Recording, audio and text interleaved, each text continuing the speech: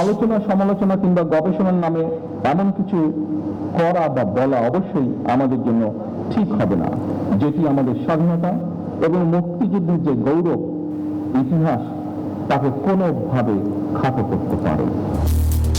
মুক্তিযুদ্ধে কারো অবদান খাটো করতে চায় না বিএনপি, বললেন প্রধানমন্ত্রী। শহীদ জিয়ার স্বাধীনতার ঘোষণা আন্তর্জাতিকভাবে স্বীকৃত। তৎকালীন প্রধানমন্ত্রী ভারতের ইন্দিরা গান্ধী আন্তর্জাতিক সম্মেলনে তখন স্বীকৃতি দিয়েছেন যে মেজর জিয়াউর রহমান নামে একজন বাংলাদেশের স্বাধীনতার ঘোষণা দিয়েছেন। বিদেশি কর্মীদের উপর নির্ভরতা কমাতে নতুন নীতি আনছে মালয়েশিয়া। প্রবাসীদের উদ্বেগ, বাস্তবায়ন হলে দক্ষ কর্মী হারানোর শঙ্কা।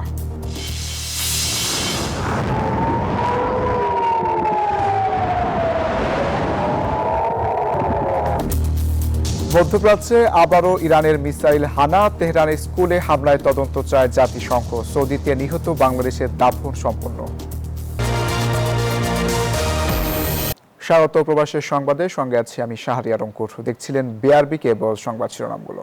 মুক্তিযুদ্ধে কারো অবদান খাটো করতে চায় না বিএনপি, এমন মন্তব্য করেছেন প্রধানমন্ত্রী তারেক রহমান।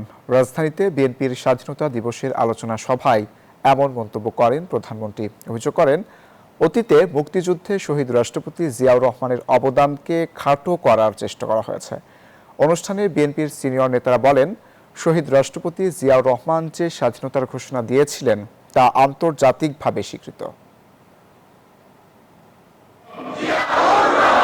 যাদের আত্মত্যাগের বিনিময়ে জাতি পেয়েছে একটি লাল সবুজের পতাকা, জাতির সেই সূর্য সন্তানদের স্মরণ করছে বিএনপি। শুক্রবার রাজধানীর ইঞ্জিনিয়ার্স ইনস্টিটিউশনে স্বাধীনতা দিবসের আলোচনা সভায় যোগ দেন বিএনপি চেয়ারম্যান ও প্রধানমন্ত্রী তারেক রহমান। বিএনপির সিনিয়র নেতারা বলেন, মুক্তিযুদ্ধের ইতিহাস বিকৃত করেছে আওয়ামী লীগ। শহীদ রাষ্ট্রপতি জিয়াউর রহমান যে স্বাধীনতার ঘোষণা দিয়েছিলেন তা আন্তর্জাতিকভাবে স্বীকৃত। তৎকালীন প্রধানমন্ত্রী ভারতের ইন্দিরা গান্ধী আন্তর্জাতিক সম্মেলনে তখন স্বীকৃতি দিয়েছেন যে মেজর জিয়াউর রহমান নামে একজন বাংলাদেশের স্বাধীনতার ঘোষণা দিয়েছেন। দেশি বিদেশি বই রয়েছে যেখানে পরিষ্কারভাবে বলেছে যে Ziaur Rahman is the declarer of independence. যারা আমাদের মা বোনদের সম্ভ্রম নষ্ট করতে সহযোগিতা করেছিল তা আজকে আবার নতুন চারায় নতুন ভাবে আপনার হাজির হয়েছে। বন্ধুগণ, মহান মুক্তিযুদ্ধে বীর শহীদদের স্মরণ করে প্রধানমন্ত্রী তারেক রহমান বলেন, মহান স্বাধীনতার ঘোষণা দিয়েছিলেন শহীদ জিয়া। অতীতে তার অবদানকে খাটো করার চেষ্টা করা হয়েছিল। অতীতে যেভাবে শহীদ জিয়াউর রহমানকে, তার অবদানকে, তার কাজকে খাটো করার চেষ্টা করা হয়েছে, এর থেকে প্রমাণিত হয়েছে শহীদ রাষ্ট্রপতি জিয়াউর রহমান অবশ্যই বাংলাদেশের মুক্তিযুদ্ধের একজন অনিবার্য চরিত্র। তবে আলোচনা সমালোচনা কিংবা গবেষণার নামে এমন কিছু করা বা বলা অবশ্যই আমাদের জন্য ঠিক হবে না, যেটি আমাদের স্বাধীনতা এবং মুক্তিযুদ্ধের যে গৌরব ইতিহাস তাকে কোনোভাবে খাটো করতে পারে। তারেক রহমান বলেন, সরকার ফ্যামিলি কার্ড সহ নানা কর্মসূচির মাধ্যমে জনগণের জীবনমান উন্নয়নে কাজ করছে। দেশ গঠনে সবাইকে ঐক্যবদ্ধ থাকার আহ্বান জানান তিনি। আমরা যদি ঐক্যবদ্ধভাবে এগিয়ে যাই, আমরা যদি ঐক্যবদ্ধভাবে সকলে একসাথে দেশের জন্য কাজ করি, তাহলে অবশ্যই আমরা আমাদের কাঙ্ক্ষিত স্বনির্ভর বাংলাদেশ গড়ে তুলতে পারব। অতীতে মুক্তিযুদ্ধের সঠিক ইতিহাস চর্চার পরিবর্তে বিকৃত ইতিহাস বিনির্মাণের চেষ্টা হয়েছে বলে অভিযোগ করেন প্রধানমন্ত্রী। সবাইকে সঠিক ইতিহাস জানার আহ্বান জানান তিনি। স্বাধীনতা এবং মুক্তিযুদ্ধের যে গৌরব গাথা তা নিয়ে আলোচনা হবে, গবেষণা চলবে এবং এটাই স্বাভাবিক ব্যাপার। সাইফুল ইসলাম, নিউজ 24, ঢাকা। বিদেশি কর্মীদের উপর নির্ভরতা কমিয়ে স্থানীয়দের কর্মসংস্থান বাড়ানো এবং আয় বৃদ্ধির লক্ষ্যে নতুন নীতি আনতে যাচ্ছে মালয়েশিয়া। এতে দীর্ঘদিন ধরে দেশটিতে বসবাসরত প্রবাসীদের মধ্যে অনিশ্চয়তা ও উদ্বেগ তৈরি হয়েছে। সরকার এমন সিদ্ধান্ত বাস্তবায়ন করলে দক্ষ বিদেশি কর্মী হারানোর ঝুঁকি তৈরি হবে বলে মত বিশ্লেষকদের। ভাগ্য পরিবর্তনের আশায় বিশ্বের বিভিন্ন দেশ থেকে প্রতিবছর মালয়েশিয়ায় পাড়ি জমান বহু প্রবাসী। তালিকায় রয়েছেন বাংলাদেশিরাও। তবে বিদেশি কর্মীদের ওপর নির্ভরতা কমিয়ে স্থানীয়দের কর্মসংস্থান বাড়ানো এবং আয় বৃদ্ধি করার লক্ষ্য নিয়ে নতুন নীতি আনতে যাচ্ছে দেশটির সরকার। গণমাধ্যমের প্রতিবেদন বলছে, আগামী জুন থেকে বিদেশি কর্মীদের ভিসা পেতে ন্যূনতম বেতনের সীমা প্রায় দ্বিগুণ করা হবে। এতে কম বেতনের কর্মীরা তুলনামূলক কম ভিসা পাবে। পাশাপাশি তাদের থাকার মেয়াদ 5 বা 10 বছরের মধ্যে সীমাবদ্ধ করা হবে। এই সিদ্ধান্তে দীর্ঘদিন ধরে মালয়েশিয়ায় বসবাসরত প্রবাসীদের মধ্যে অনিশ্চয়তা ও উদ্বেগ দেখা দিয়েছে। বিশ্লেষকদের মতে, নতুন নীতির কারণে তাদের কর্মসংস্থান ও ভবিষ্যৎ এখন প্রশ্নের মুখে পড়তে পারে। গণমাধ্যমের তথ্য বলছে, দেশটিতে প্রায় 21 লাখ নথিভুক্ত বিদেশি শ্রমিক কাজ করছেন। এদের বেশিরভাগই কম মজুরির শারীরিক শ্রমে নিয়োজিত। তবে সরকার এমন সিদ্ধান্ত বাস্তবায়ন করলে দক্ষ বিদেশি কর্মী হারানোর ঝুঁকি তৈরি হবে। আফরিন মৌ, নিউজ 24। যথাযোগ্য মর্যাদায় বিশ্বের বিভিন্ন দেশে উদযাপিত হয়েছে বাংলাদেশের স্বাধীনতা ও জাতীয় দিবস। কানাডার ক্যালগারিতে বাংলাদেশ কানাডা অ্যাসোসিয়েশন অব ক্যালগারির উদ্যোগে আয়োজন করা হয় নানা কর্মসূচি। অন্যদিকে অস্ট্রেলিয়ার সিডনিতে অতিথিরা একে অপরের সঙ্গে মতবিনিময় ও শুভেচ্ছা বিনিময়ের মাধ্যমে দিবসটির গুরুত্ব স্মরণ করেন। ইতালিতেও যথাযথ আয়োজনে পালন করা হয় দিবসটি। বাংলাদেশ কানাডা অ্যাসোসিয়েশন অব ক্যালগারির উদ্যোগে যথাযোগ্য মর্যাদায় স্বাধীনতা ও জাতীয় দিবস উদযাপিত হয়েছে। প্রবাসে বসবাসরত বাংলাদেশি কমিউনিটির সদস্যরা এ আয়োজনে একত্রিত হয়ে স্বাধীনতার ইতিহাস, ত্যাগ ও গৌরবের স্মৃতি স্মরণ করেন। যথাযোগ্য মর্যাদায় বাংলাদেশের মহান স্বাধীনতা ও জাতীয় দিবস উদযাপিত হয়েছে সিডনিতেও। এই অনুষ্ঠানে অতিথিরা একে অপরের সঙ্গে মতবিনিময় ও শুভেচ্ছা বিনিময়ের মাধ্যমে দিবসটির গুরুত্ব স্মরণ করেন। ইতালিতে বাংলাদেশ দূতাবাসে উৎসব মুখর পরিবেশে স্বাধীনতা ও জাতীয় দিবস উদযাপিত হয়েছে। রোমে দূতাবাসের প্রথম সচিব মারজুক ইসলামের সঞ্চালনায় আয়োজিত অনুষ্ঠানে প্রধান অতিথি হিসেবে বক্তব্য দেন ইতালিতে নিযুক্ত বাংলাদেশের রাষ্ট্রদূত এটিএম রকিবুল হক। উৎসাহ ও উদ্দীপনার মধ্য দিয়ে দুবাইয়ে বাংলাদেশ কনসুলেট জেনারেলে মহান স্বাধীনতা ও জাতীয় দিবস 2026 উদযাপিত হয়েছে। অনুষ্ঠানে শহীদদের আত্মার মাগফিরাত কামনা ও দেশ ও জাতির কল্যাণে বিশেষ দোয়া ও মোনাজাত করা হয়। মহান স্বাধীনতা দিবস ও জাতীয় দিবস উপলক্ষে সৌদি আরবের জেদ্দায় চট্টগ্রাম জাতীয়তাবাদী ফোরামের উদ্যোগে আলোচনা সভা অনুষ্ঠিত হয়েছে। সবাই বক্তারা দেশ ও রাষ্ট্রের উন্নয়ন করতে বাংলাদেশ সরকারকে সহযোগিতা করতে ব্যাংকিং চ্যানেলে রেমিটেন্স পাঠানোর আহ্বান জানান।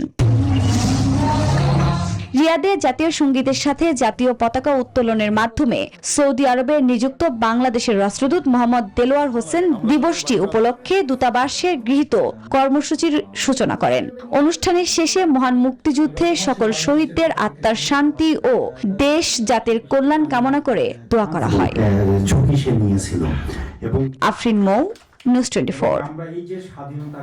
পশ্চিমবঙ্গে বিধানসভা নির্বাচনের তফসিল ঘোষণার সঙ্গে সঙ্গে রাজ্য জুড়ে শুরু হয়েছে ভোটের উত্তাপ। এবার সবার নজর কলকাতার ভবানীপুর আসনে, যেখানে নির্ধারিত হতে পারে কে হবেন বাংলার পরবর্তী মুখ্যমন্ত্রী। এই আসনে মুখোমুখি হয়েছেন মমতা বন্দ্যোপাধ্যায় ও বিজেপির শুভেন্দু অধিকারী।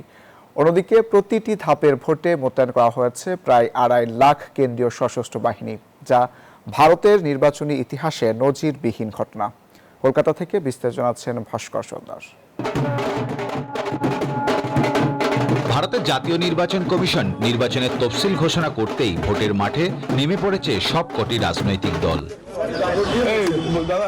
এবারে বাংলায় বিধানসভা ভোট হবে 2 দফায়, 23 এবং 29 এপ্রিল। ভোটের ফল জানা যাবে 4ই মে। আমি রাস্তা থেকে সুপ্রিম কোর্ট। আর এই পরিস্থিতিতে জনসংযোগ শুরু করে দিয়েছেন বাংলার মুখ্যমন্ত্রী মমতা ব্যানার্জি। কোনো পার্টি লড়াই করেনি, আমি রাস্তা থেকে সুপ্রিম কোর্ট। আমার বুকের পাটা আছে মানুষের জোরে, তাই আমি লড়াই করেছি। তবে এবারে পশ্চিমবঙ্গের বিধানসভা নির্বাচনে সবচেয়ে বড় ভোটের লড়াই হতে চলেছে দক্ষিণ কলকাতার ভবানীপুর আসনে। সেখানে মমতার প্রতিদ্বন্দ্বিতা করছেন বিজেপির শুভেন্দু অধিকারী। মিনিমাম 25,000 ভোটে আমি জিতব। এই আসনে মুখ্যমন্ত্রীকে আমি দ্বিতীয়বার হারাবো। অপরদিকে মুখ্যমন্ত্রী নির্বাচনী প্রচারে জেলাগুলোয় ব্যস্ত থাকায় ভবানীপুর আসনে প্রচারের দায়িত্বে রয়েছেন নেত্রীর ছোট ভাই বাবুন ব্যানার্জি ও কলকাতার মেয়র ফিরহাদ হাকিম। যেই দাঁড়িয়েছে অপোনেন্টে আমাদের যায় আসে। মুখ্যমন্ত্রী এখানে কোনো অসুবিধা হলে দৌড়ে আসে, তাই মুখ্যমন্ত্রীর ইলেকশন নিয়ে চিন্তা নেই। তবে সবচেয়ে উল্লেখযোগ্য বিষয় হলো এবারে পশ্চিমবঙ্গে প্রতি ধাপের ভোটে আইন শৃঙ্খলার জন্য থাকছে প্রায় 2.5 লাখ সশস্ত্র কেন্দ্রীয় বাহিনী, যা ভারতের স্বাধীনতার পর কোনো রাজ্যের বিধানসভা নির্বাচনে এত বড় বাহিনী ভোটের মাঠে নামানো হয়েছে। ফলে সব মিলিয়ে পশ্চিমবঙ্গে ভোট উত্তেজনার পারদ চড়তে শুরু করে দিয়েছে। ভাস্কর সর্দার, নিউজ 24, কলকাতা। এবার ইরানের হামলায় একযোগে কাঁপল সৌদি আরব, কুয়েত ও সংযুক্ত আরব আমিরাত। আল জাজিরার বরাতে জানা যায়, শুক্রবার সৌদি আরবের রাজধানী রিয়াদে বিস্ফোরণের শব্দ শোনা যায়। এছাড়া তেহরানের ড্রোন হামলায় কুয়েতের 2টি বন্দর ক্ষতিগ্রস্তের খবর জানা গেছে। এদিকে সংযুক্ত আরব আমিরাত জানায়, ইরান থেকে ছোড়া 6টি ক্ষেপণাস্ত্র ও 9টি ড্রোন ভূপাতিত করা হয়েছে।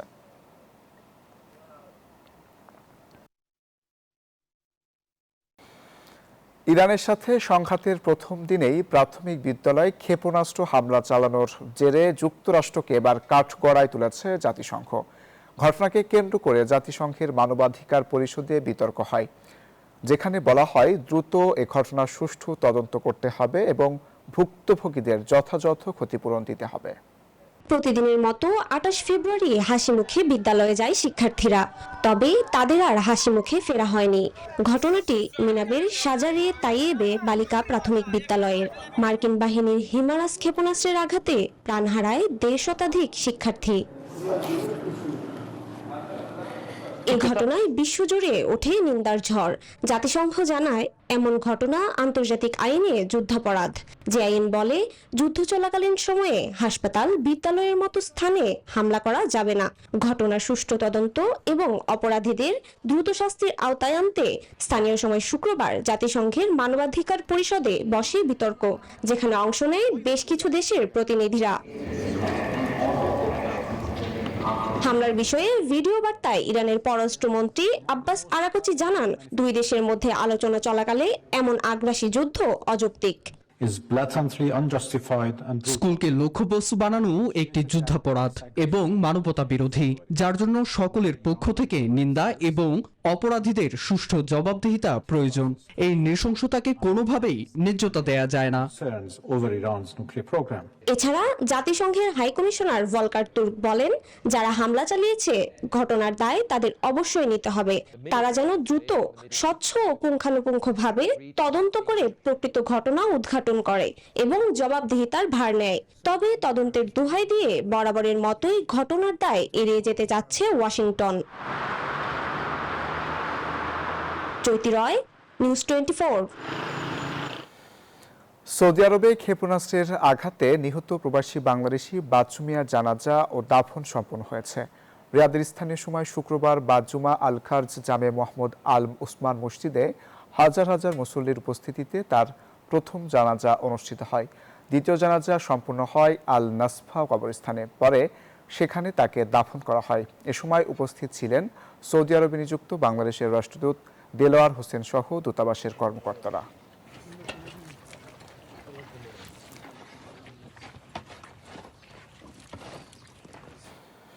ইরানের সঙ্গে যুক্তরাষ্ট্র ও ইসরায়েলের সংঘাতের আঁচ লেগেছে লেবাননেও। দেশটিতে হিজবুল্লাহ দমনের অজুহাতে আগ্রাসন চালিয়ে যাচ্ছে দখলদাররা। দক্ষিণাঞ্চলের পর রাজধানীর আশপাশেও চলছে হামলা। প্রতিনিয়তই পাওয়া যাচ্ছে প্রাণহানির খবর। এতে সবচেয়ে বেশি উদ্বেগে রয়েছেন প্রবাসী বাংলাদেশিরা। মিলন খানের তথ্যচিত্রের রিপোর্ট। ইরানে ইসরায়েল ও যুক্তরাষ্ট্রের যৌথ হামলার পর থেকে লেবাননে হামলা চালাচ্ছে মার্কিন বাহিনী। দেশটির দক্ষিণাঞ্চল, বিশেষ করে নাবাতিয়ে ও ছোর যুদ্ধক্ষেত্রে পরিণত হয়েছে। আগে হামলা শুধু সীমান্তবর্তী এলাকায় সীমাবদ্ধ থাকলেও এখন তা ছড়িয়ে পড়েছে রাজধানী বৈরুতের আশেপাশে। নিয়মিত বিমান হামলা ও গোলাবর্ষণে দেশটির প্রধান শহরের সাথে দক্ষিণাঞ্চলের সড়ক যোগাযোগ বিচ্ছিন্ন হয়ে পড়েছে। পরিস্থিতির অবনতির কারণে অনেক প্রবাসী বাংলাদেশি ইতিমধ্যে দক্ষিণাঞ্চল ছেড়ে তুলনামূলক নিরাপদ অঞ্চল, বিশেষ করে বৈরুত ও উত্তরাঞ্চলে আশ্রয় নিয়েছেন। তারা দক্ষিণ লেবাননটা আছে অনেক সমস্যায়, তারা এই অবস্থাতে এই এলাকাতে চলে আসাটাই আমি মনে করি জরুরিভাবে ভালো হবে। এখন যে পরিস্থিতি আছে মোটামুটি ভালোই আছি, যদি প্রভাব আমাদের এখানে পড়ে যায় পুরোপুরি, তখন আমরা ব্যবসা সংকটে পড়ে যাব, অর্থনৈতিক সমস্যা পড়ে যাব।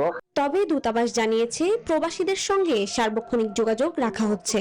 পাশাপাশি বিভিন্ন সামাজিক ও রাজনৈতিক সংগঠনও প্রবাসীদের সহায়তায় এগিয়ে এসেছে। আমরা আমাদের প্রবাসী বাংলাদেশিদের জন্য বাংলাদেশ দূতাবাসের পক্ষ থেকে ইতিমধ্যেই তাদের করণীয় সম্পর্কে তাদেরকে আমরা বিভিন্ন পরামর্শ এবং সতর্কতা বার্তা জারি করেছি। তাদের যে কোনো প্রয়োজন হলে আমাদের hotline number, helpline number, Facebook page, এগুলোতে তারা যোগাযোগ করবেন। অন্যদিকে লেবাননে বেশিরভাগ গুরুত্বপূর্ণ এয়ারলাইন্স বন্ধ থাকায় ঈদের ছুটিতে দেশে ফিরতে পারেননি অনেক প্রবাসী, আবার দেশে গিয়ে ফিরতে পারছেন না কেউ। এতে অনেকের ভিসার মেয়াদ শেষ হওয়ার ঝুঁকিও তৈরি হয়েছে। তবে প্রবাসীদের প্রত্যাশা দ্রুতই যুদ্ধের অবসান ঘটবে এবং লেবাননের শ্রমবাজার আবারও ফিরে পাবে স্বাভাবিক গতি। Desk report, news 24। জুলাই সনদ বাস্তবায়ন নিয়ে গড়িমসি করছে সরকারি দল, এমন মন্তব্য করেছেন ঢাকা 12 আসনের জামায়াতের এমপি সাইফুল আলম খান মিলন। শুক্রবার সকালে যুক্তরাজ্য ভিত্তিক international foundation for electoral systems IFES বাংলাদেশের একটি প্রতিনিধি দলের সঙ্গে জামায়াতের মতবিনিময় সভা শেষে এসব কথা বলেন তিনি। জামায়াত নেতা আরও বলেন, সংসদীয় নিয়মনীতি পরিবর্তনের প্রয়োজনীয়তার কথা আলোচনা হয়েছে। প্রথম দিন থেকেই একটা ভিন্ন দিকে সরকারি দল হাঁটা শুরু করেছেন। তারা জুলাই সনদের জন্য যে সংস্কার পরিষদ, সেখানে তারা শপথ নেননি এবং এখনো বিভিন্ন আলোচনা এবং অলরেডি একটা প্রস্তাব তারা নিয়ে আসছে, গণভোটের অধ্যাদেশকে বাতিল করার প্রস্তাব। এই সমস্ত বিষয় আসছে, এগুলো নিয়ে আমরা আলোচনা করছি। আওয়ামী ফ্যাসিস্ট শাসনামলে নির্যাতন চালানো সেই হেলমেট বাহিনী এখন গুপ্ত বাহিনীতে রূপান্তর হয়েছে বলে মন্তব্য করেছেন ভূমিমন্ত্রী মিজানুর রহমান মিনু। শুক্রবার রাজশাহীতে স্বাধীনতা দিবসের আলোচনায় বক্তব্য রাখেন তিনি।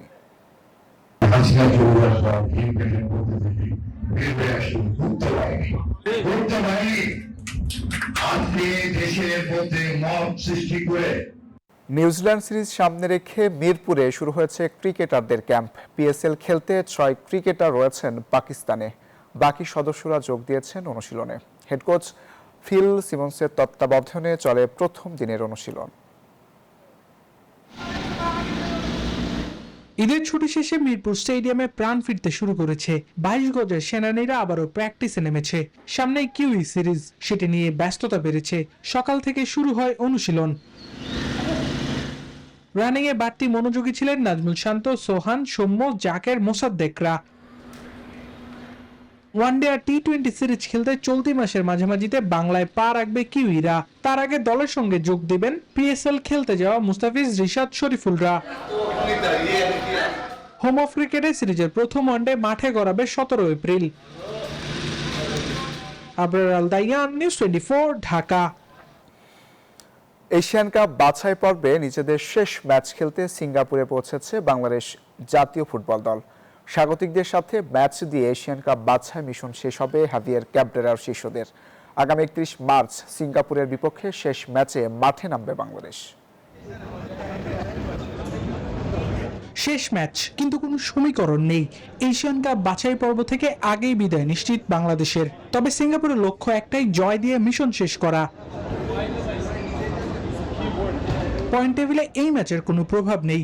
জয় পরাজয় কিছুই বদলাবে না বাংলাদেশের অবস্থান। তবুও ম্যাচটিকে বেশ গুরুত্ব দিয়ে দেখছে বাংলাদেশের ফুটবলাররা। কিন্তু প্রস্তুতি খুব আশাব্যঞ্জক নয়। ভিয়েতনামের সাথে প্রীতি ম্যাচে 3-0 গোলের হার। তাই তো জামাল ভুঁইয়ার দলকে ভাবাচ্ছে আক্রমণ ও রক্ষণ ভাগ।